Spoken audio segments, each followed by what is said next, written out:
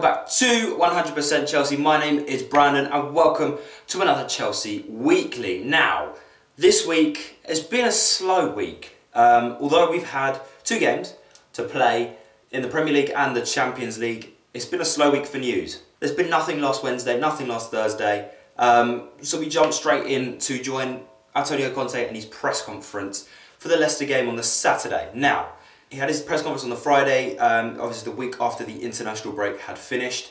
He's announced that Eden Hazard was fit, he was available for the game and he will be in the squad. However, Danny Drinkwater pulled his calf, so he was unavailable for the game.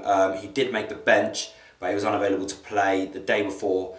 When they were training, he pulled a calf muscle. He's not fully fit, but he was on the bench. Zappacosta was also available, but was also named on the bench for the day. Antonio Conte also said that Leicester are a very good team, not to be underestimated. He's watched them a lot this season, and you know, Leicester is a hard place to go, which is definitely true. We've seen that before, especially a couple of seasons ago when they won the league. They were formidable at their own ground as well. So that was basically Conte's press conference in a nutshell. Moving on to the Saturday, we all know what happened. A 2-1 win, a very, I say comfortable 2-1 win, but it wasn't. It was quite a sloppy 2-1 win, and you would obviously have seen the preview and the review that Lawrence had done. If you haven't, go and check it out. I don't know why you haven't. It's a very, very good listen and watch. He does really good previews and reviews, so make sure you check him out every time he does one, before a game and after a game. Gets them out straight away. You would have seen our live stream, which would have been on the Sunday night. We both, myself and Lawrence both said, you know, it could have been a lot smoother, we could have won it a lot easier.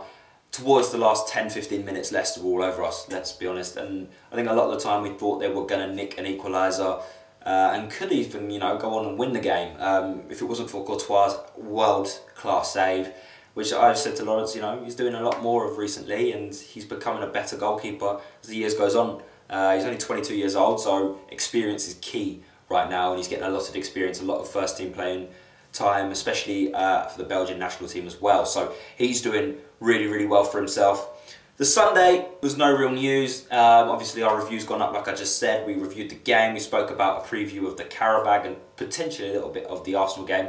Make sure you go check that one out. That was the first review of the week, the Leicester one. The Monday was another press conference. Antonio Conte doing two press conferences in about 3 days. Obviously with the Champions League back, there will be midweek press conferences now and midweek previews, reviews and live streams.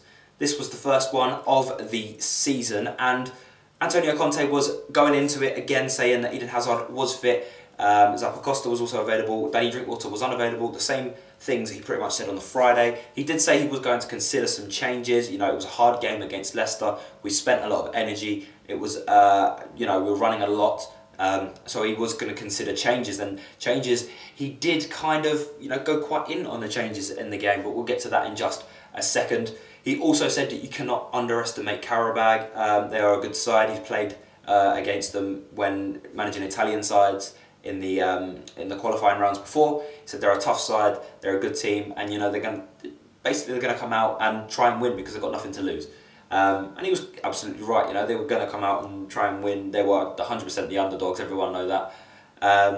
And that leads us on to the game which we comfortably won 6-0, and I don't think any other Chelsea fan expected it to go any other way. It was a very convincing 6-0 win as well. Batshuayi got on the score sheet twice, which was nice to see, but he's still not looking as sharp as he possibly was in pre-season. Morata was on the bench, and Batshuayi, it was his chance on Tuesday, and I don't quite think that he took his chance as much as he could have.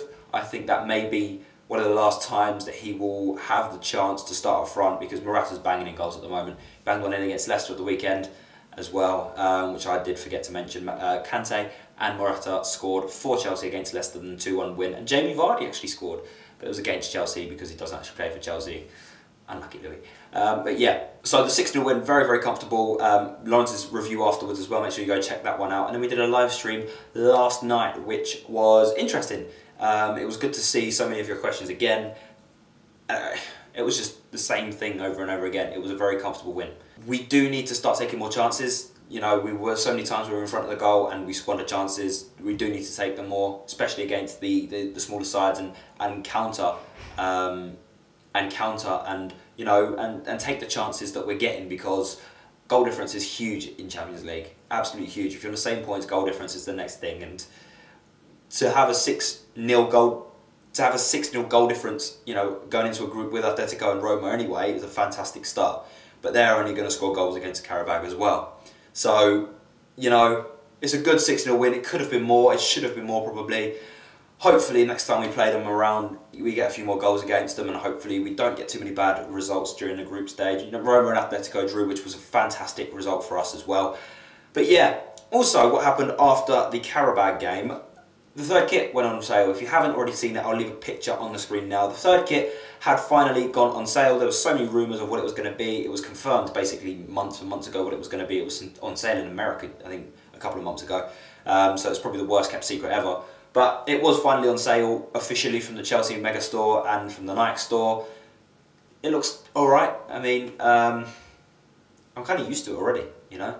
We haven't played a game in it and it's only been released a few days, but because I've seen it online so many times, it's no surprise. It looked nice when it first was leaked, but I'm not quite sure on it now. I think looking at Manchester City's kit as well, it's very, very similar. Nike kits are quite boring at the moment this season. Hopefully they spice it up a bit next season, but we're going to have to wait and see. And that kind of brings us on to the final bit of news that we've got, which happened yesterday. Kyle Scott, promising young player, had actually been pulled up to the first squad, put in the first team on the Chelsea website, has been given a first team squad number and registered in the Premier League squad and in the Champions League squad, which is nice to see.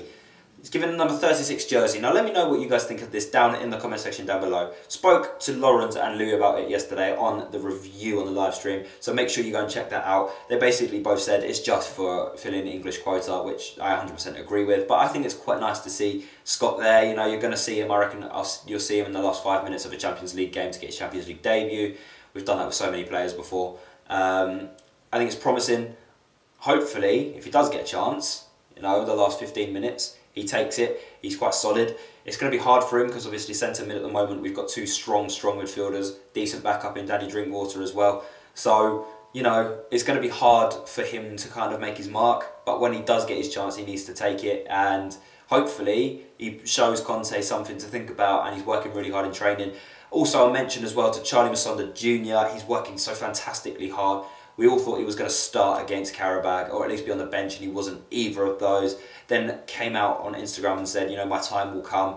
And he's working very, very hard. There's videos of him coming out all the time from training about how hard he's working and, you know, how well he's improving as well and doing under Conte. So hopefully he gets his chance very, very soon. I hope he's on the bench on Sunday against Arsenal, or even get some playing time against Arsenal on Sunday. But anyway, guys, that wraps up today's Chelsea Weekly. Let me know what you guys thought of the video down in the comment section below, guys. Make sure you check out my YouTube channel, which is at the top of the description. Follow me on all social media links, which are on screen now. Make sure you like the video, guys. Subscribe if you are new. We're trying to hit 45k by the end of September, so only a few weeks away now. So make sure you do hit the subscribe button and share. And if we do hit 45k by the end of the month, you will be entered into a signed Chelsea shirt giveaway by a Chelsea player. Stranger things have happened. You know, we could hit 45k in 3 weeks. Who knows?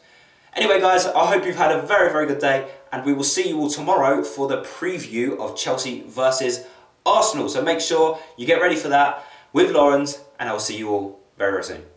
Peace!